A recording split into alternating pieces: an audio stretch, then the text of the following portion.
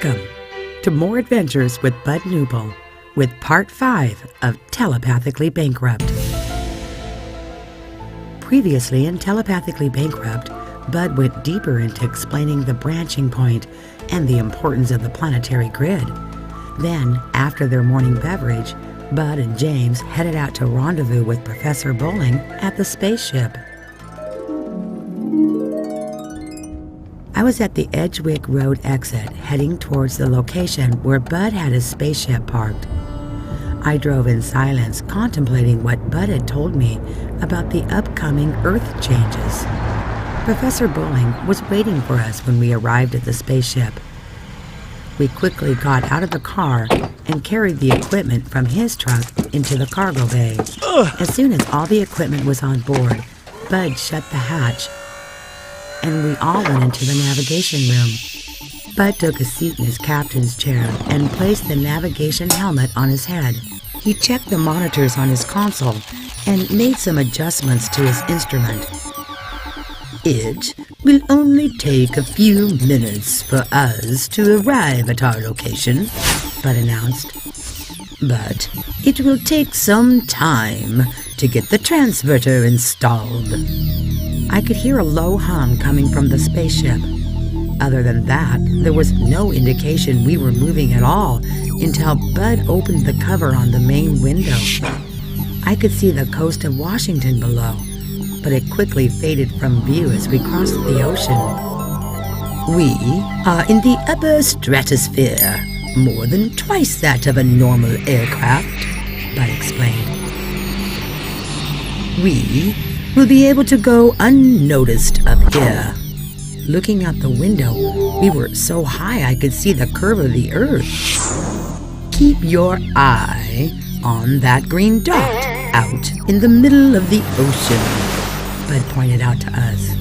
As we approached closer, I quickly realized I was looking at the familiar shape of the Hawaiian Islands. I hadn't been back to Hawaii since I left as a young boy. I spent my childhood there, but that's another story. We are going to come down in the main crater, Bud announced as the big island came into full view. We began to descend into the huge mountain crater. Normally, Bud explained, this crater is covered in several feet of snow at this time of year. But the recent eruption keeps the surface quite warm, so that any snow that falls melts. Bud carefully maneuvered the spaceship to an exact and precise location in the center of the 3-mile-long crater. He double-checked his instruments and then shut down his spaceship. All right, Bud said. Let us get to work. We went back to the storage hold. Bud picked up the box with the energy transverter and then opened the hatch.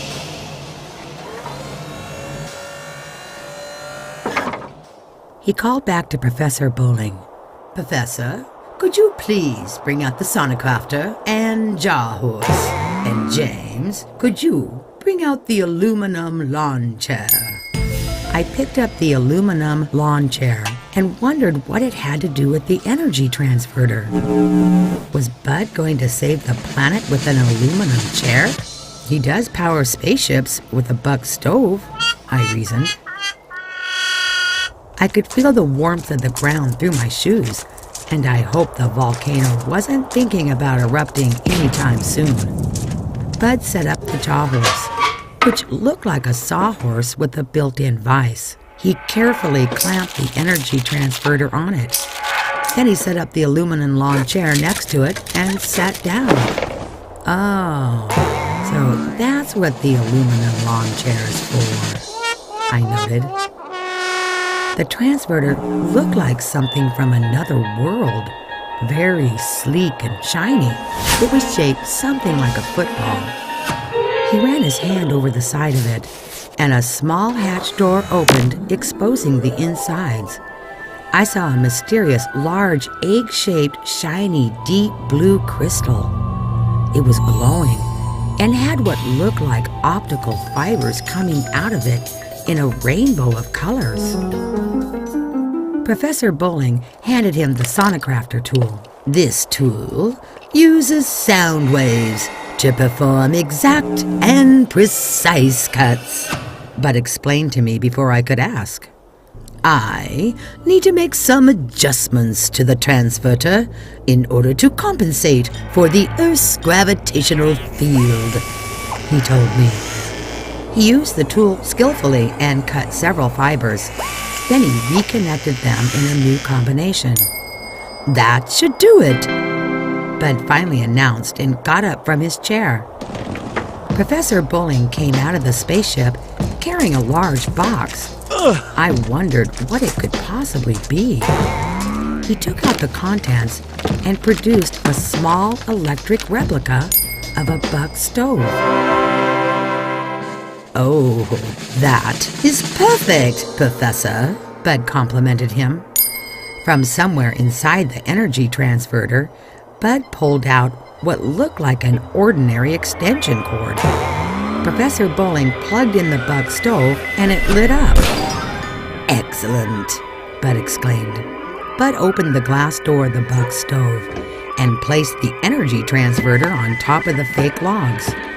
The shiny surface of the transverter sparkled orange from the fake firelight.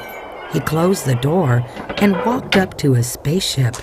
After a couple of seconds, a small door on the side of the spaceship opened, and a robotic arm with a large cone-shaped device on the end of it came out. It moved precisely to an exact spot and then dropped down and began boring a large hole in the lava rock about 4 feet in diameter. It created a hole about 10 feet deep with a large pile of tailings next to it. Then another robotic arm came out of the spaceship and picked up the buck stove and energy transverter and carefully lowered them into the hole. Professor Bowling had disappeared into the spaceship and then came out carrying a circular piece of sheet aluminum. The robotic arm took hold of the aluminum and placed it over the top of the hole. It was a perfect fit. The robot lowered the aluminum halfway down the hole. Then some sort of welding device came out and welded the sheet to the smooth volcanic walls of the bored-out hole. I watched in utter amazement, as the entire process only took a minute or two to complete. Next, Professor Bowling produced a shiny metal pole with a small dome-like structure attached to one end. "What's that?" I asked. That, my boy, is an electrical energy transducer, Bud happily explained. Perhaps you have heard of Nikola Tesla, one of your great inventors. "Yeah, I've read some of his writings," I replied. I worked very closely with him to develop his electrical inventions, Bud proudly proclaimed.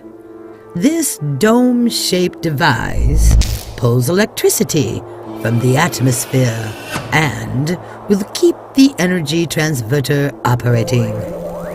We must keep it operating indefinitely, Bud explained, in order to channel the energy from the 19.5 vortex into the planetary grid system.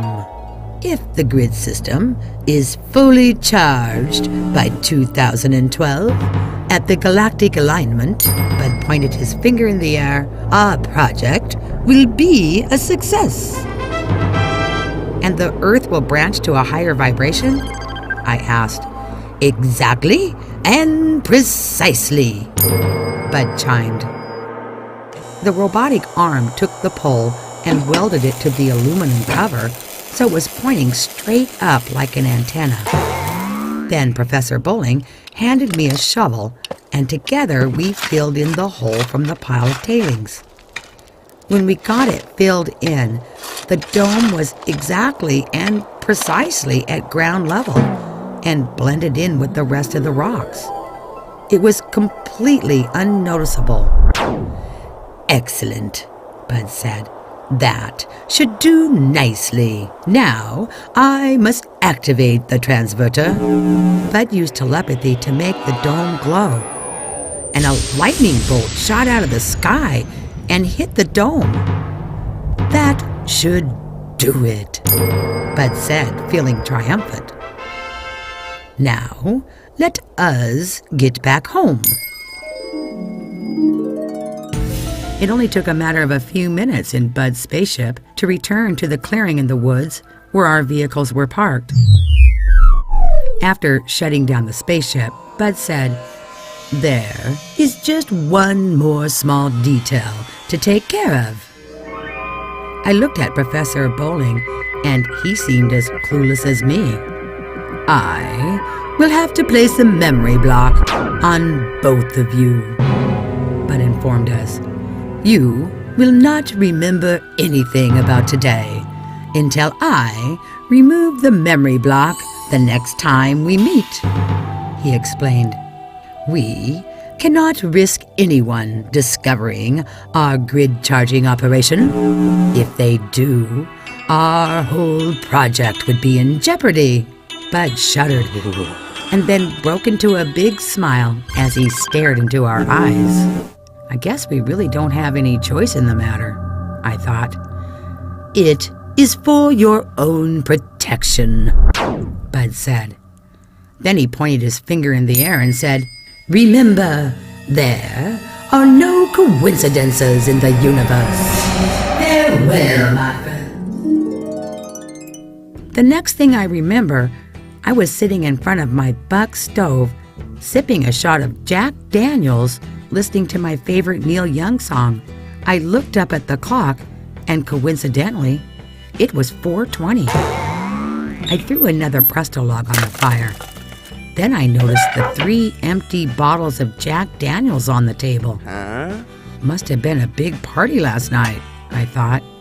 Strangely, it didn't concern me that I couldn't remember anything about it. I noticed a shiny gold object sitting next to the empty bottles. I got up to examine it. It was a small gold bar.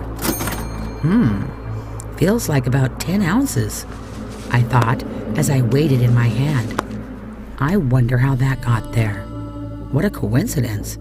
I was just thinking about getting some more gold. Without thinking, I put the gold bar in my safe next to the other one and locked it up. Then a thought came to me. "Remember, there are no coincidences in the universe.